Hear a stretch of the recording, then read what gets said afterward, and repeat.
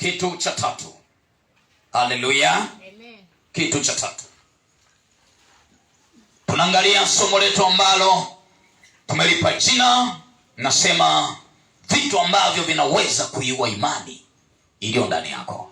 Amen. Haleluya. Imani iliyo ndani yako, imani iliyo ndani yako. Kitu cha tatu cha kuwa makini nacho, tamaa. Hebu andika tamaa. Kitu cha tatu, tamaa mbaya ya vitu ambavyo hauna uwezo navyo. Kitu cha tatu ambacho kinaweza kuiua imani iliyo ndani yako na nitazama. Kitu cha tatu, tamaa ya vitu ambavyo hauna uwezo navyo kuvipata. Biblia haijasema tusitamani kuwa na vitu, lakini ile tamaa ikizidi sana, ile tamaa ikipitiliza sana, inakupeleka pabaya. Inaweza kanipeleka pabaya. Amen. Haleluya. Ni kama hivi nimeanza kufundisha tayari, nianze kuingiza tamaa ya baadhi ya vitu, kanisa inaweza likanishinda kuchunga. Amen. Haleluya. Punga mkono kewane namna hii. Hebu sema amen. Amen. Sema tena amen. Amina. Naomba unisomee Timotheo wa kwanza. Timotheo wa kwanza sura ya 6 mstari wa 6 mpaka wa 10. Timotheo wa kwanza sura ya 6 mstari kuanzia wa 6 mpaka wa 10. Naomba nisomee kama umefika mwanangu. Neno la Mungu linasema, walakini utauwa pamoja na kuridhika ni faida kubwa. Kwa maana hatukuja na kitu duniani, tena hatuwezi kutoka na kitu, ila tukiwa na chakula na nguo tutaridhika na vitu hivyo kutoka na vitu hivyo. Lakini hao watakao kuwa na mali huanguka katika majaribu na tanzi na tamaa zisizo na maana, zenye kudhuru, ziwatosazo wanadamu katika upotovu na uharibifu. Amen. Haleluya. Amen. Punga kwa kewani. Wangapi mnanielewa? Kuna kitu napata hapo Amen. Uteua. Hebu sema uteua. Uteua tafsiri halisi manake utakatifu. Hebu sema utakatifu. Hii injili sasa hivi kuna wengine nasema ukihubiri unaweza kuwa maskini. Lakini mimi naomba Mungu anipe neema. Wacha nihubiri, nife niende mbinguni, kuliko nijilimbikizie mali nyingi duniani alafu niende kuzimu. Amina. Punga kwa kewani namna hii. Haitanisaidia. Nafsi yako, nafsi yangu ni amana sana mbele za Mungu kuliko vitu ambavyo tumevikuta hapa duniani. Amen. Sasa huu ni wosia wa mtume Paulo kwa Timotheo. Wakati yeye anataka kuondoka, amemaliza kazi, anamwambia mwanafunzi wake Timotheo, anasema utakatifu pamoja na kuridhika. Kizazi hiki baadhi ya watu wengi hawataki kuridhika na vile vitu walivyo navyo. Inabidi aanze tena kutamani, yani nabii sana anatoka mpaka kwenye line. Unamwona ukewane namna hiyo. Amen. Kizazi hiki watu wako busy sana kutafuta mambo ya mwilini, lakini sio kutafuta utakatifu. Amen. Punga mkono wake wane namna hii. Rudia tena kusoma pale. Bila maiki. Walakini utauwa pamoja na kuridhika. Walakini uteua pamoja na kuridhika. Ni faida kubwa. Ni faida kubwa. Kwa maana hatukuja na kitu duniani. Duniani hatukuja na kitu. Hebu sema amen. Na ndio maana mtu anapokufa, fuatilia vizuri. Ni wachache sana mbona ziko na hela. Labda ziko za kafara. Maana kuna hela zingine sasa hivi ni za mambo fulani za mauzo. Sijawahi kumwona mtu ambaye anazikwa sasa hivi na fedha wakati ameacha familia. Watu wataishi kwa shida, alafu anazikwa na fedha. Sasa Paulo anamwambia Timotheo, duniani hatukuja na kitu na tutaondoka tukiwa tuna kitu. Amen. Ukitaka kufarakana na imani, jiingize kwenye tamaa za mali za dunia hii. Unafarakana na imani vizuri.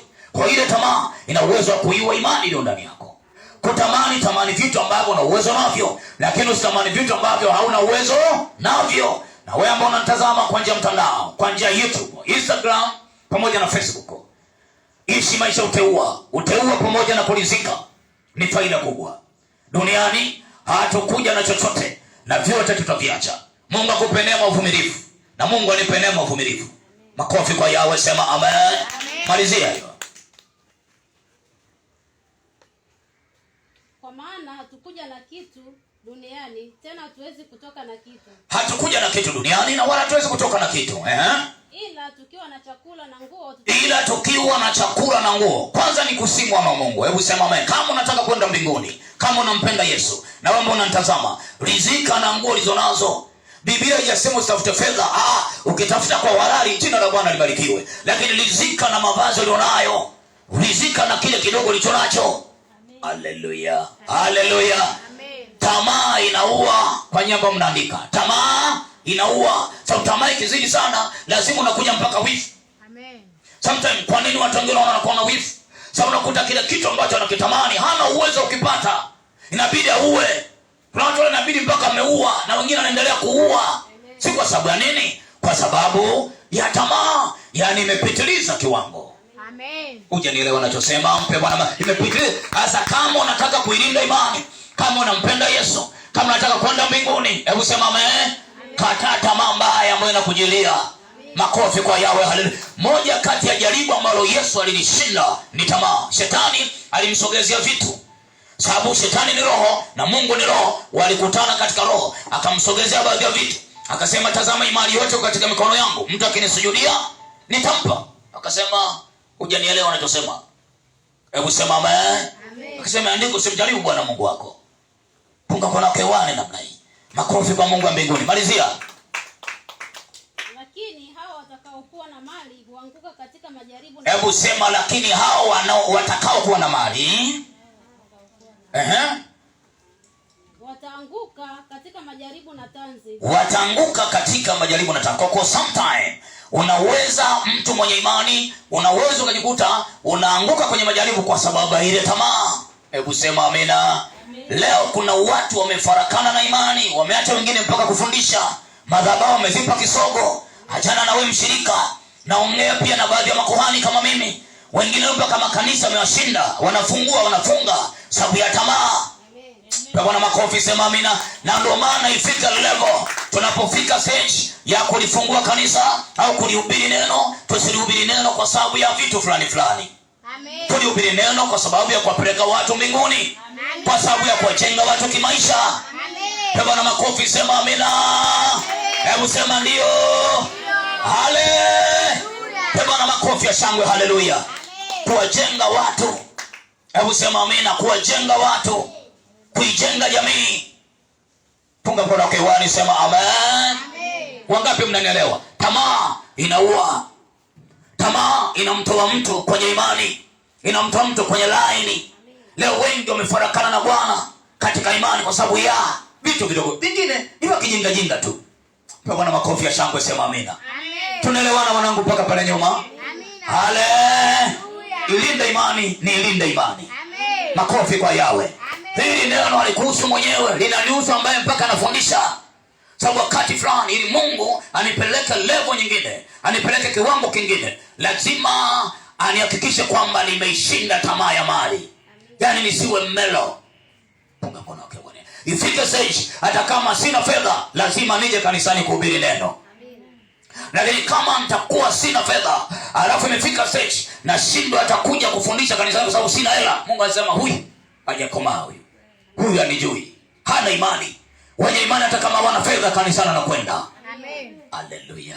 Punga mkono wake Bwana. Wanakwenda. Hata kama wana magari, wanaendelea kumtafuta Bwana. Hata kama wana viwanja, wana nyumba, wanaendelea kumtafuta Bwana. Makofi kwa Yahwe, haleluya. Gonga na jana kumwambia inapendeza Inapendeza. Makofi kwa Mungu wa mbinguni, haleluya. Hebu sema ndio.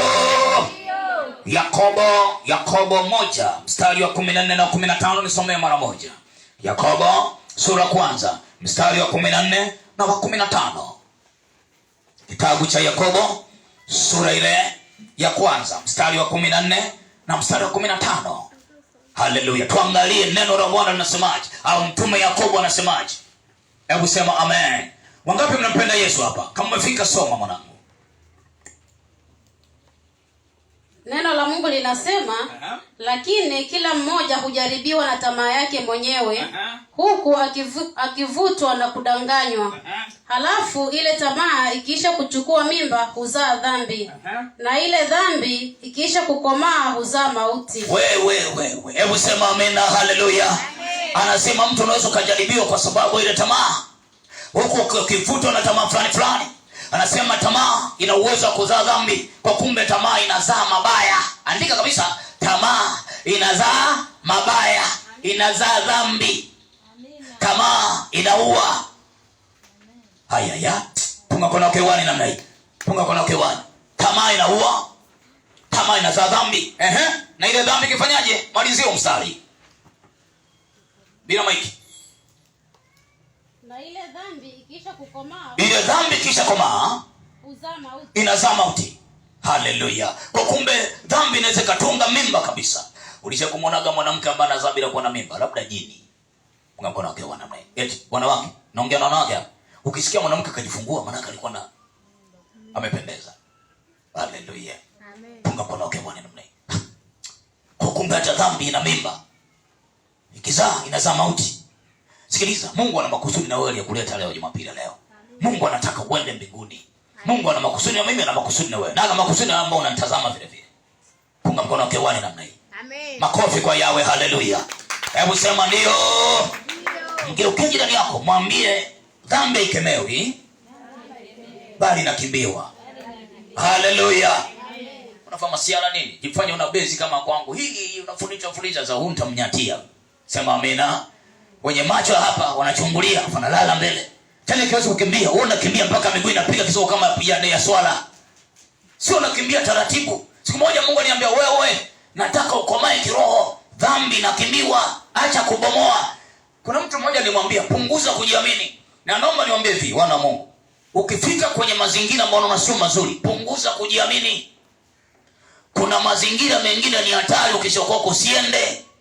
Huko ndo Lucifer mwenyewe yupo. Punguza kujiamini. Ukijiamini kupita kiasi, unaweza ukaingia pabaya. Amen. Wajanja wanalala mbele. Na gauni lako la Juliana la Malinda kadada sia.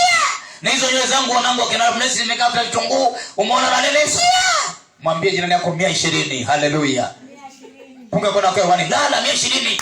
Ni mwanafunzi uko hapo unaona kana jamaa kama kana kuotea 120. Darasani kwenda kwenye homework. Amen. Mbona fika choke kwa vizuri 120. Sio atabomoa, tumekomaa kiroho hawa. Tena hao ambao wanasemaga tumekomaa kiroho hawa wanadondokaga vibaya. Amina. Vibaya mno. Na dhambi kimchapa mtu mtama inamnyuka kweli. Saa zingine unaweza kadondokea, bora dondokee mgongo, kisogo. Dei. Unakuta tope liko mgongoni na dei. Huko unapiga njiri, huko mgongoni kuna tope. Jamii anachosema. Sometimes we think the stage. Mimi Bwana naomba Mungu anipe neema. Huu mpango wa kuogelea kwenye tope kama kambale huu. Kwenye tope. Umesafishwa kwenye tope. Mpe Bwana makofi, sema amina. Hebu sema amen. Sema ndio. Makofi kwa Yahweh. Haleluya. Hiki kilikuwa ni kitu cha ngapi? Cha tatu.